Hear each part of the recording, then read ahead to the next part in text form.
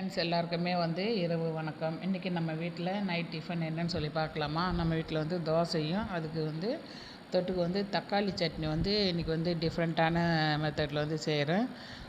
கோயம்புத்தூர் கவுண்டம்பாளையம் கார சட்னி. அவங்க ஊர் ஸ்டைல் எப்படி செய்வாங்கன்றதை நம்ம ஊரில் நான் இப்போ செஞ்சு காமிச்சிருக்கேன் பாருங்கள். ஃபஸ்ட்டு 3 தக்காளி பழத்தை நல்லா வேக வச்சு மேலே தோல் வெடிப்பாற அளவுக்கு வேக வச்சு ஆற வச்சுக்கணும்.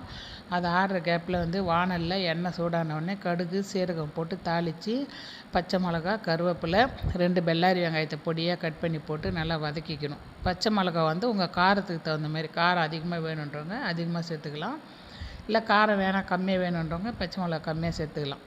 வெங்காயம் அந்த பக்கம் நல்லா வதங்கிட்டு இருக்கட்டும். கண்ணாடி பதம் வர வரைக்கும் வெங்காயத்தை வதக்கிக்கலாம். அந்த கேப்பில் தக்காளி பழம் நல்லா சூடு ஆறுனதுக்கப்புறம் மேலே இருக்க தோலெல்லாம் பிச்சுட்டு மிக்ஸி ஜாரில் சேர்த்து நல்லா ஒரு அடி அடிச்சுட்டு வந்துடணும், நல்லா ஃபைன் பேஸ்ட்டாக. இதை உரல் இருந்தால் அதில் போட்டு ஆட்டிக்கலாம், ஆட்டாங்கல்ல அப்படி இல்லைன்னா மிக்ஸி ஜாரில் அடிச்சிக்கலாம். மிக்ஸி ஜாரில் அடித்தோடனே நல்லா இந்த பதத்துக்கு இருக்குது பாருங்கள். வெங்காயம் நல்லா அந்த கண்ணாடி பதம் வதங்கினதுக்கப்புறமா நம்ம அரைச்சி வச்சுருக்க தக்காளி பேஸ்ட்டை இதில் சேர்த்துக்கலாம். இது 2 பேருக்கு சாப்பிட்ற அளவு இது. இதே உங்கள் வீட்டில் ஒரு 4 பேர் 5 பேர் இருக்கீங்கன்னா 6 தக்காளி பழம் சேர்த்துக்கலாம். இது நானும் என் பையன்றதுனால நான் 3 தக்காளி பழம் மட்டும் சேர்த்துக்கணும்.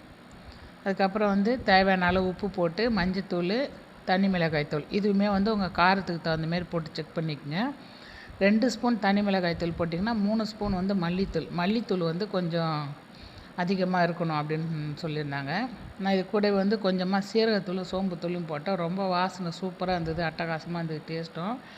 லாஸ்ட்டாக கொத்தமல்லி தழையை தூவி இறக்கிட வேண்டியதுதான்.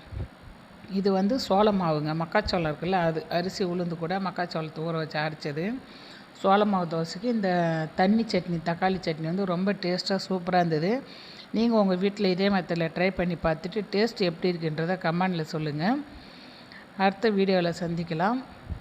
இது கோயம்புத்தூர் கவுண்டம்பாளைய கார சட்னிங்க, தண்ணி சட்னி ரொம்ப சூப்பராக இருக்கும். இட்லி தோசை எல்லாத்துக்குமே சாதத்தில் கூட சாப்பிட்லாம், அவ்வளோ டேஸ்ட்டாக இருந்தது.